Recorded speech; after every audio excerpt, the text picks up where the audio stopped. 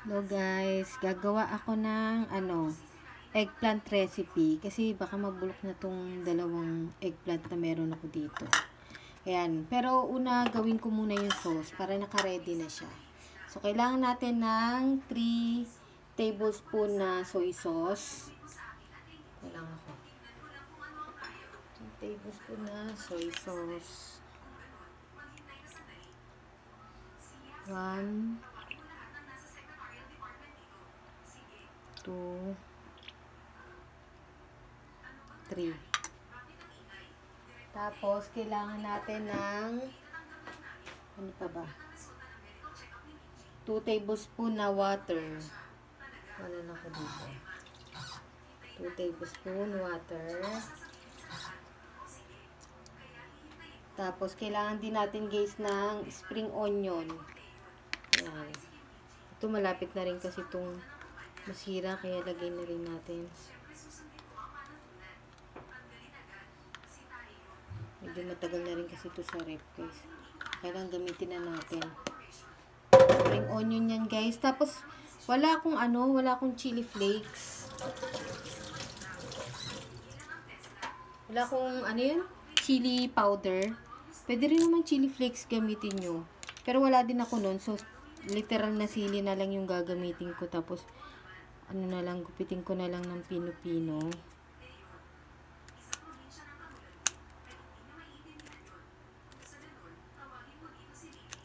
Masarap kasi medyo maanghang-anghang.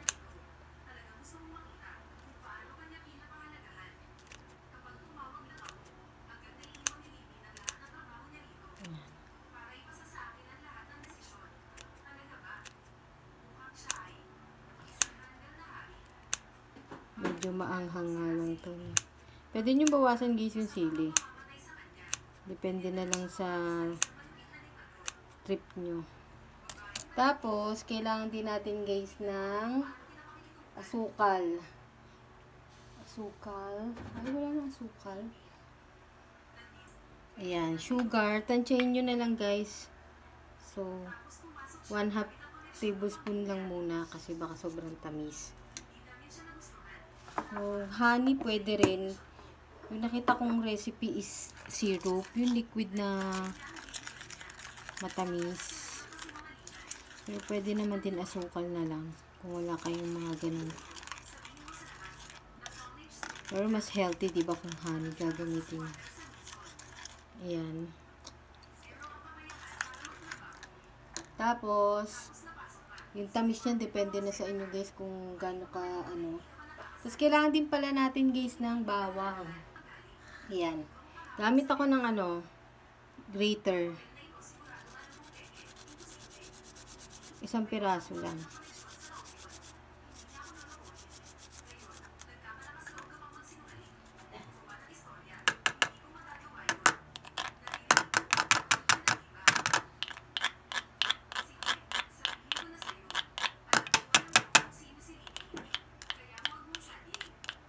Ayan. Tapos, kailangan din natin guys ng sesame oil. Yung nakita kong is sesame seeds yung nilagay niya. Eh, wala ko nun. So, sesame oil yung meron ako. So, kung wala kayong sesame oil, sesame seeds ang gamitin. Tansyahin nyo na lang kung gaano kadami. So, parehas lang naman ng lasa yan. Ayan. Yan, sapat na yung tamis niya sa akin. 1/2 tablespoon na sugar. Ayan, naka-ready na yung ating sauce. Set aside lang muna natin siya guys. Ayan. Tapos,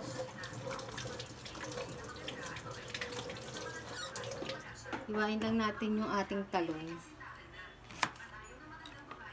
Sana walang bulok-bulok siya.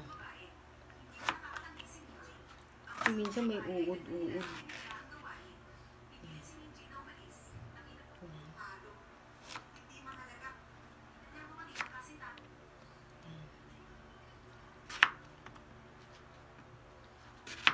Ayan. Tapos, yung ginawa nun, parang hihiwaan niya ng parang pa design. Teka, iusog ko to.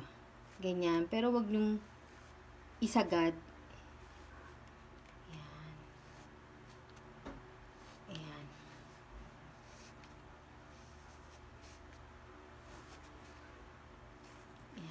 ng ganyang hiwa. Para maganda yung itsura niya.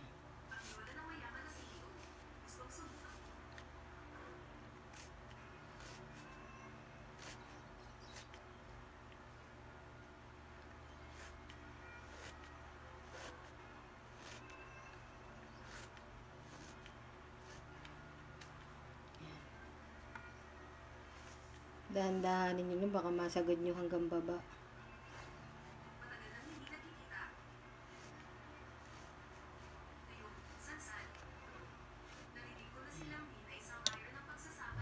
So, ayan, pa-fry na natin siya, guys. So, ayan, guys, ipapainit na ako ng mantika. Ayan, salang na natin itong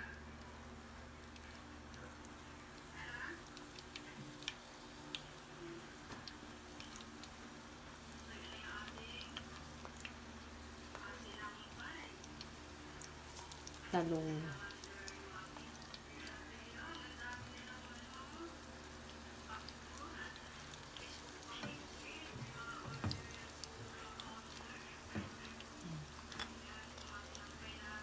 So, lutuin lang natin yan muna, guys. Balikan ko kayo mamaya kasi magtatagal tayo.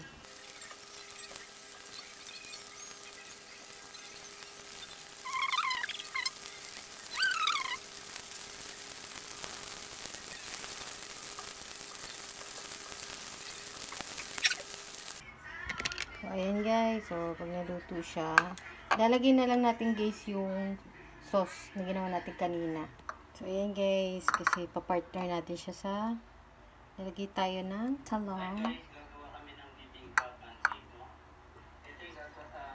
Naghahatian kanina kasi namin itong tatlo. Ayan. Ganyan. Tapos, lalagay ko lang, guys, yung sauce.